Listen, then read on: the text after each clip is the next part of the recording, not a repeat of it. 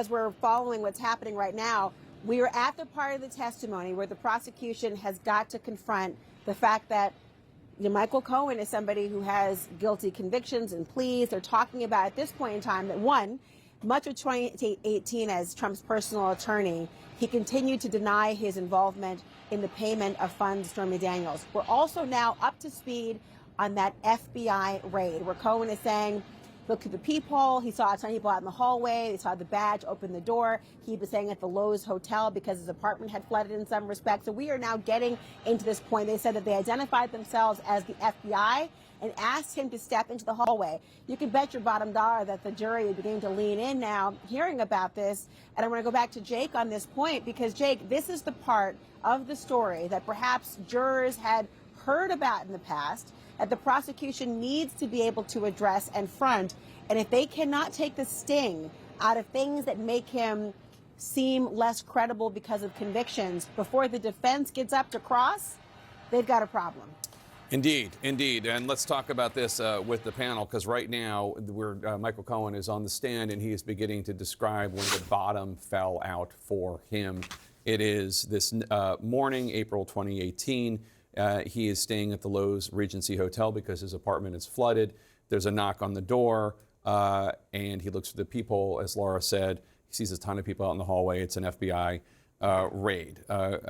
Caitlin Collins inside the courtroom notes that Trump has looked in the direction of the witness stand twice as Michael Cohen testifies about the FBI raid of his hotel room and office. Cohen is explaining the search warrant gave him the right to take my 2 cell phones, any electronic devices, as well as records.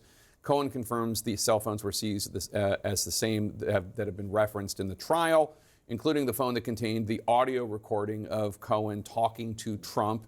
Asked if he was frightened, he said yes. What was the basis for the FBI raid? So this is when the bottom falls out on the relationship. The FBI went to the judge and got permission, they got approval, because they were able to show probable cause, meaning more likely than not, that Michael Cohen had engaged in various crimes. I think at the time they alleged bank fraud, wire fraud, potentially campaign election fraud. Because of the payment to Stormy Daniels? I'm not sure if that's a basis for the search warrant. It was at least a portion of it. Right. Yeah, in the context. So anyway, keep going. So they get in the door, they search his home, his apartment, his hotel, his office, and importantly, they pull out 2 cell phones. And now we've seen evidence in this trial that prosecutors have taken from those cell phones. We've seen texts, we've seen phone call records. So part of this is Michael Cohen is setting the basis for the jury to understand where some of this evidence came from his own cell phones at a time when he didn't know they were going to be taken, right? He didn't know the FBI was coming.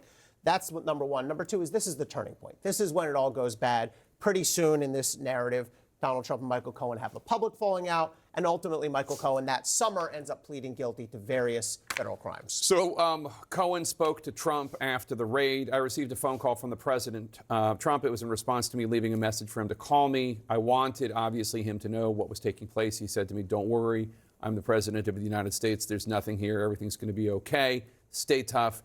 You're going to be okay. Cohen also says that he was frightened. Lanny, what was the basis for the FBI raid? What exactly was Michael Cohen's understanding about why they were going into his phones? So talk about a consciousness of guilt. Michael knew at that point he was up to his neck in doing these crimes for Donald Trump. By the way, this is the last time that he and Donald Trump spoke on that phone call. He recognized the raid as maybe the beginning of his being targeted and nobody else. And it turns out he was right. Targeted by whom? Well, he wasn't sure because Trump was saying, stay hanging there, I'm outraged. But then he started to distance himself. And it didn't seem until Jeffrey Berman, the Southern District U.S. Attorney, wrote a book where he said he was receiving pressure from Washington on the Cohen case that Cohen started to add things up after the fact that maybe he was targeted, and the weaponization that everyone talks about was really just Michael Cohen, not Weisselberg, not anybody else. Bill? The issue that I have with Lanny's recitation is when he says he had consciousness of guilt because he knew these crimes had taken place at the behest of Donald Trump. Whether or not that was part of his consciousness of guilt, it wasn't all of it. He certainly didn't not report $4 million in income tax to the tune of 1.387 in actual taxes lost at the behest of Donald Trump. As Ellie said earlier, he certainly didn't lie at his bankruptcy proceeding at the behest of Donald Trump. So he had plenty of criminality going on. Part of it may have been So just things to that be he fair, did he'd with only Trump. pled guilty to the tax crime spread out over 5 years, $470,000 per year, and in the annals of criminal prosecution, H&R Block says 0.0001% Okay. of tax crimes are convicted, So- are used a criminal system rather than civil. Bill's larger That's a point. real heavy lawyer dance in there. Well, it's not a lawyer Bill's dance, it's larger to point- overstate his tax crimes. Bill's versus larger all the point other- is that I know people that is that don't make Michael 470 in 10 years. Bill's larger point is that Cohen may have known or may have suspected there were other things that he had done as well.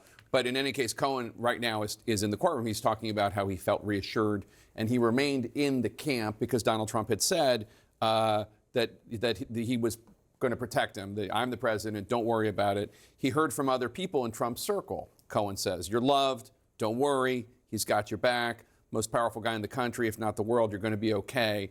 Cohen is now being shown the Trump tweets from 2018 about him. Casey? Right. And this, of course, as he is worried, am I still in the fold? Am I still in the fold? And I mean, I guess my question, I take your point about all of his, crimes, not crimes. You're sort of alleging maybe they were weaponizing the Justice Department against Michael Cohen. I think my question is, what is Michael Cohen's theory of why the president turned on him? So in any case, at this point in the narrative, though, Cohen says he believed Trump was communicating to him through Right. these tweets, "Stay in the fold, stay loyal, I have you, you're a fine person, don't flip." Let me read one of the tweets. I think we're going to prepare it. Yeah, but go it's ahead, right Casey. here. The New York Times and third-rate reporter named Maggie Haberman, known as a crooked H flunky who I don't speak to and have nothing to do with, are going out of their way to destroy Michael Cohen and his relationship with me in the hope that he will flip, quote unquote. And it goes on, and I think there are additional tweets being Maggie Haberman, by read. the way, a first-rate reporter. Pulitzer Prize Pulitzer Prize-winning reporter Maggie Haberman. He certainly talks to her a lot. For Certainly somebody who thinks she's third-rate. Well, this is what Trump does, right? I mean, he involves himself with people. I mean, he does the idea that he isn't. Here are some of the other tweets. These So are the other ones. they use non-existent sources, not true, and a drunk, drugged-up loser who hates Michael, a fine person with a wonderful family. Michael is a businessman for his own account, lawyer who I've always liked and respected. Most people will flip if the government lets them out of trouble, even if it means lying or making up stories. Sorry, I don't see Michael doing that despite the horrible witch hunt and the dishonest media. So the idea that Cohen says he believes Trump is communicating to him, stay in the fold, stay loyal, I have you, you're a fine person, don't flip. It's pretty clearly stated right there. I don't see Michael Cohen flipping. I mean, it's pretty clearly stated So there. I can Trump's answer- attorney just handed him a Post-it note during these questions about Trump's tweet. I can answer from my memory. So I first heard from Michael, and we talked in June. The raid was in April. Okay. Between April and June, Trump started, after these supportive tweets, to make it clear that he was distancing himself. Is this unusual for Donald Trump? Do you remember his support for Bill Barr?